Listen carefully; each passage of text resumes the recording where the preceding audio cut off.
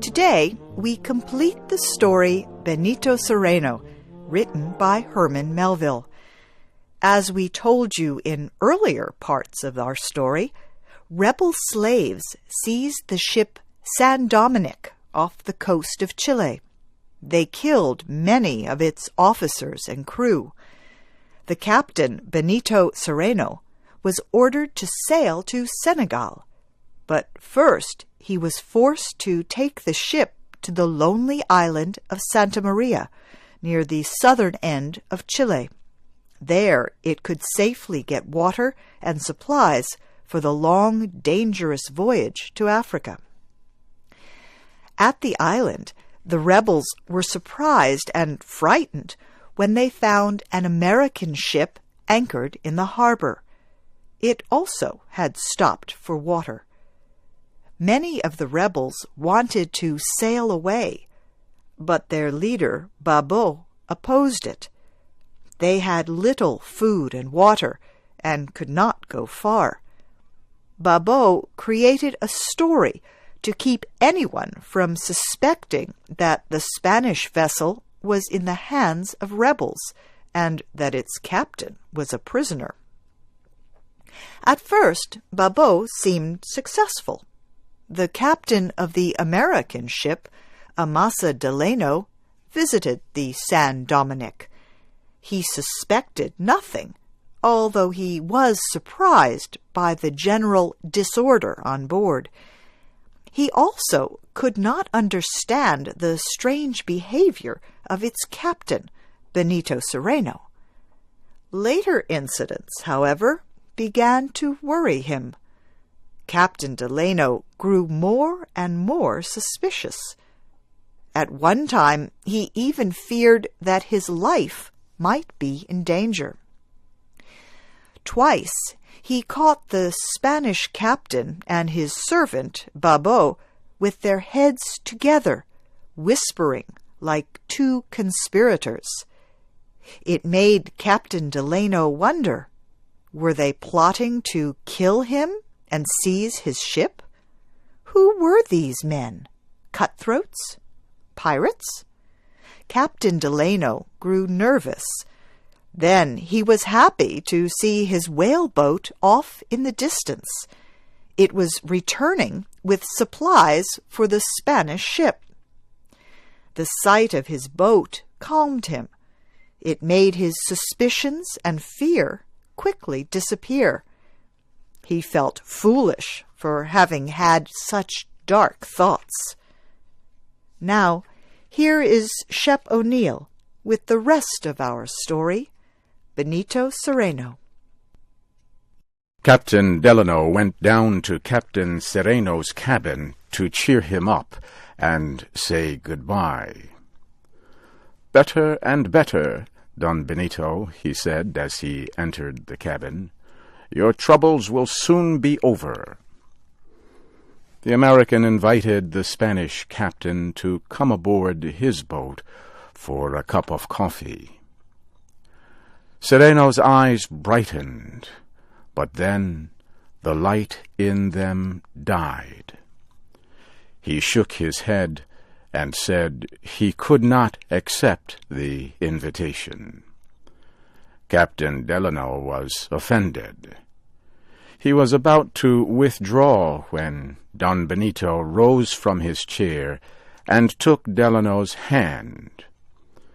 The Spaniard's hand shook, and he was too excited to speak. Delano pulled his hand away and turned, climbing back to the deck. His face was troubled. Captain Delano could not understand Don Benito's actions. One minute the Spaniard was warm and polite. Then, just as quickly, cold and hostile. Captain Delano asked himself, "Why did he refuse to join me? Why is he so unfriendly?" Captain Delano got to the deck and was about to step down into his boat when he heard his name. To his surprise, Don Benito was calling, coming quickly toward him. Captain Delano was pleased and turned back to meet him. Don Benito warmly took his hand, with more energy and emotion than he had ever shown. But his excitement seemed too much for him, and he could not speak.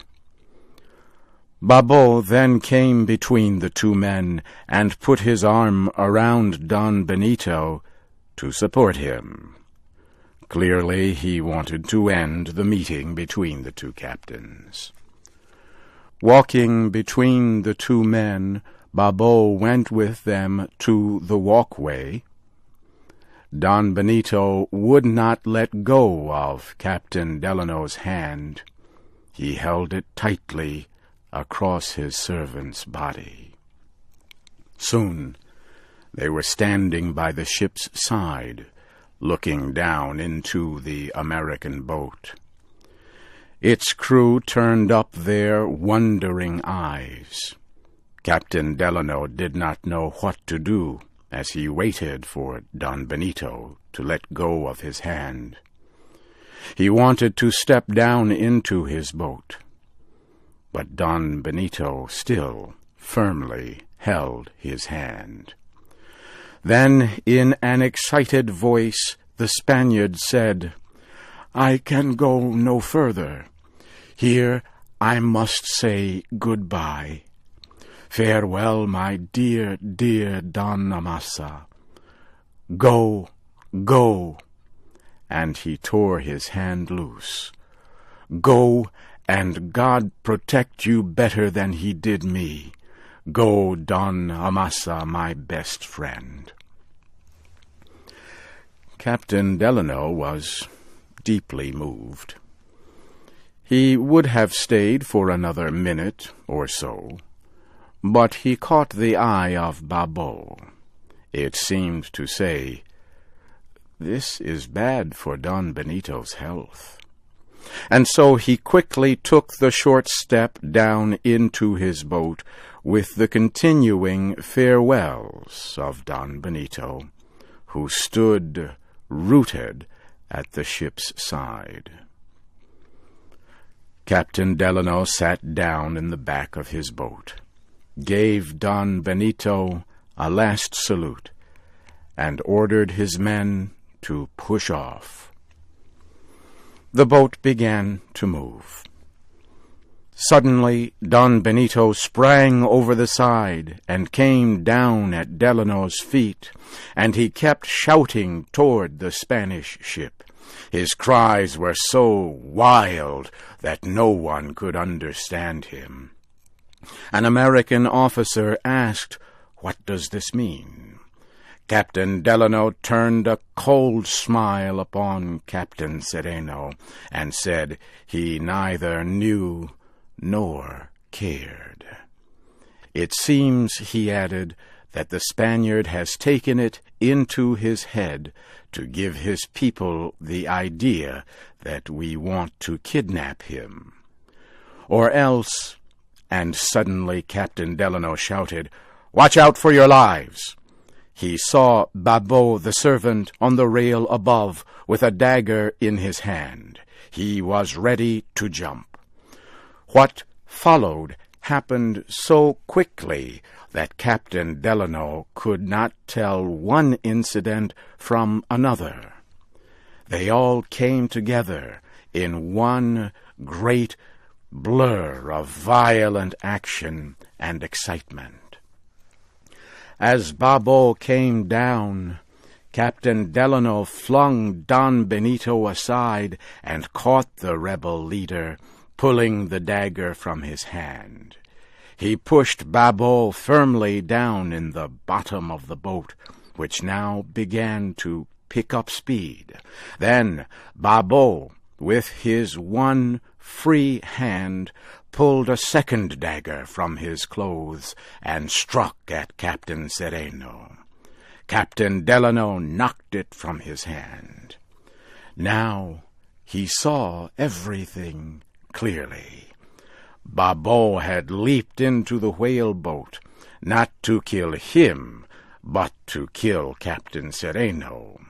For the first time he understood the mysterious behavior of Don Benito, a prisoner under sentence of death.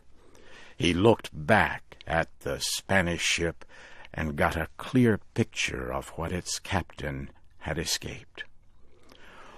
On board the San Dominique, the shouting rebels were raising their axes and knives in a wild revolt.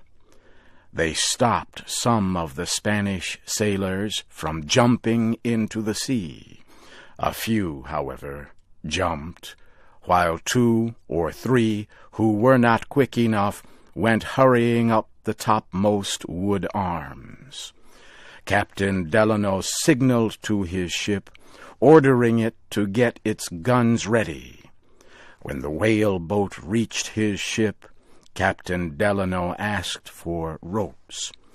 He tied Babo and had him pulled up on deck. A small boat was quickly sent out to pick up 3 Spanish sailors who had jumped from Captain Cereno's ship. Captain Delano asked Don Benito what guns the rebels had. He answered that they had none that could be used. In the first days of the rebellion, a cabin passenger, now dead, had destroyed the few guns there were. The Americans fired 6 shots at the San Dominique, but the rebel ship moved out of reach. Small boats were armed and lowered. Captain Delano ordered his men into them, and they moved out to capture the rebel ship. The boats caught up with the San Dominique when it was nearly night.